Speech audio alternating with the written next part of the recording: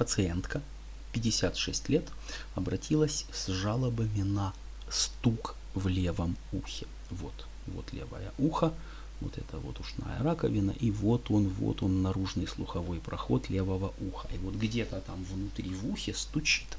При этом она отметила, что она отмечает более выраженную пульсацию артерии, которая находится под кожей, над ухом, но я пощупал, да, эти поверхностные височные артерии, они у нее пульсируют с двух сторон, да, пожалуй, слева больше, но объяснить этим стук в ухе я не решился.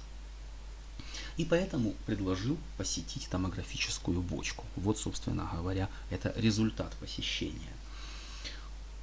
Цель проникновения в томографическую бочку – это исключение сосудистых аномалий, аневризм и нейроваскулярного конфликта, так называемого. Это когда артерия давит на места прохождения нервов черепно-мозговых. Если сделать просто МРТ головного мозга, то крупная аневризма, значимая аномалия сосудистая будут замечены. Но тот же нейроваскулярный конфликт можно и не заметить. Итак, мною было заказано исследование в сосудистом режиме, и вот ее, это режим Фиеста, заточенный под выявление нейроваскулярного конфликта. И вот мы видим, это мозжечок, это две позвоночные артерии слились в единую базилярную, и вот ветка левой нижней мозжечковой артерии проходит так, вот она, здесь она касается места выхода шестой пары черепно-мозговых нервов, это отводящий нерв, а вот здесь, вот ветка, и вот место прохождения седьмой и восьмой пары черепно-мозговых нервов, это лицевой и слуховой нервы. Давайте посмотрим, как вот это будет совмещаться с режимом Т2. Вот Фиеста и Т2. Вот в режиме Фиеста место нейроваскулярного конфликта артерии с 7 и 8 парами черепно-мозговых нервов. И давайте посмотрим, вот такой есть замечательный 3D курсор. Вот так вот, хоп, вот это место здесь в режиме Фиеста. И вот темная серая зона в режиме Т2. То есть, если бы я заказал обычную МРТ, то этот нейроваскулярный конфликт, скорее всего, был бы незамеченным. Так, вот еще есть режим ТОФ, заточенный под выявление сосудов.